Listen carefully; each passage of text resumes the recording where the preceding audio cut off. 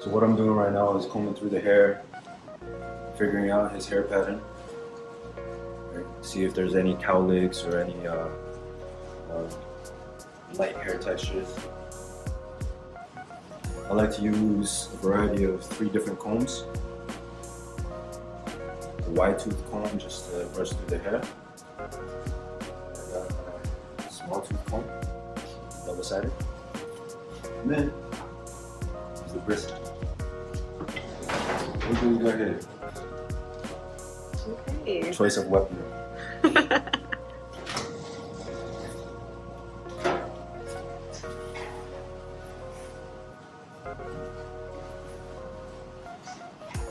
And now I'm just tying up his hair, and I'm going to use some velcros to strap down the flyaways.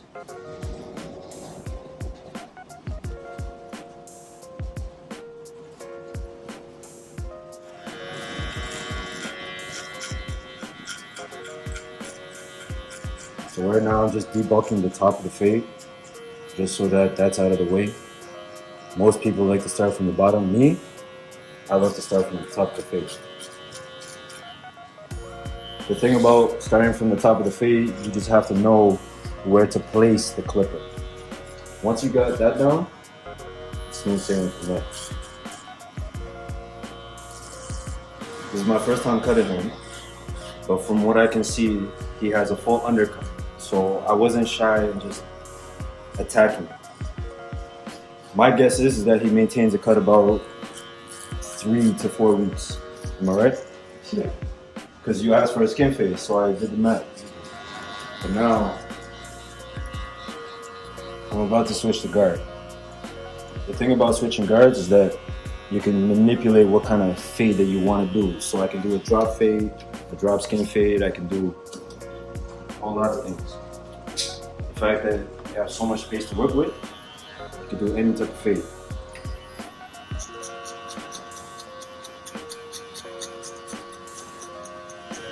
The thing about having a comb or a brush in your left hand is that when you use it while you're fading, you get the most efficiency out of the cut without having to go back and return to it after you brush or comb through the hair after you're done the fade. A lot of people don't like using a 0.5. Me, vital tool. Vital tool. A lot of people, they just resort to the whole open lever, full open, no guard, but I like to keep it depending on the type of fade that I'm doing. Why do you like to keep it and not do the full The guard? rotation, in terms of it depends on what type of fade you're doing. The 0.5 works well with blurry fades. So regardless if you're doing a full blurry fade or blurry fade taper, it just brings the blurriness out of the fade. So it looks like it's just an illusion. It's not, you know what I mean? Mm-hmm.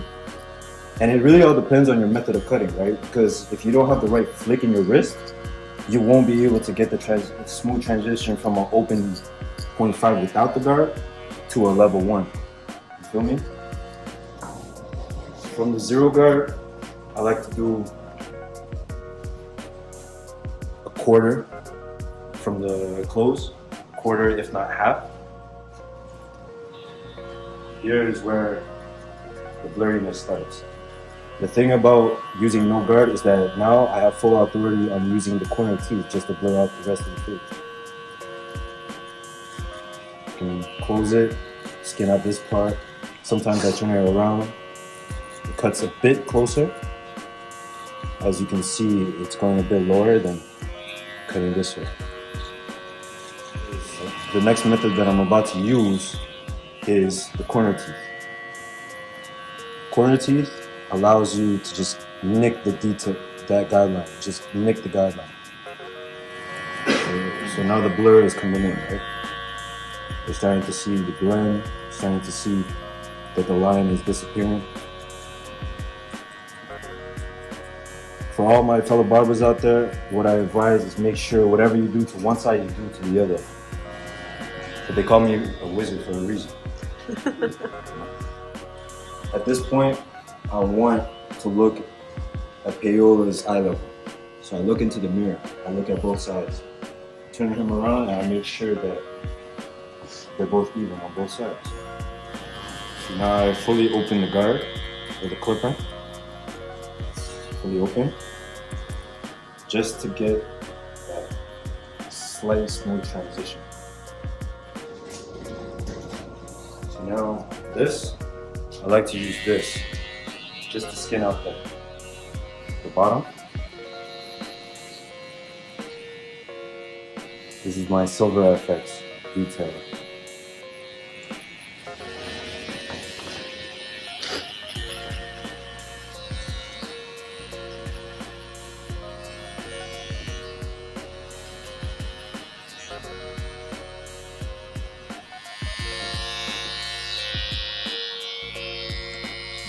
Do a light guideline where I want the outline to be.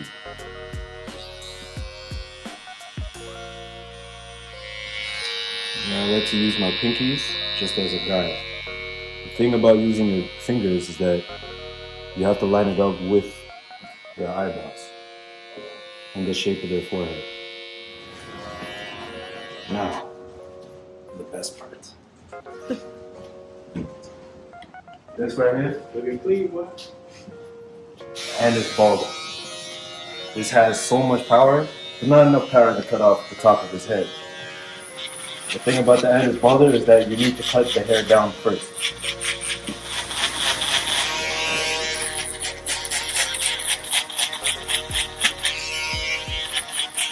I make sure I get the bottom of the neck, because the bottom of the neck, it's prone to, the hair is more prone to growing in different directions. So what I do is, I go side to side, up and down, diagonal, different directions. Apparently I have a very quick hand when I fade. When it comes to outlines, very steady. Very steady. On video.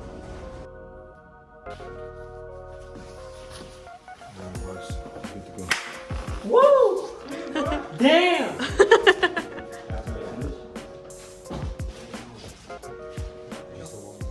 Thank you for tuning in to Black Market Fades on this episode of This Is How I Hustle.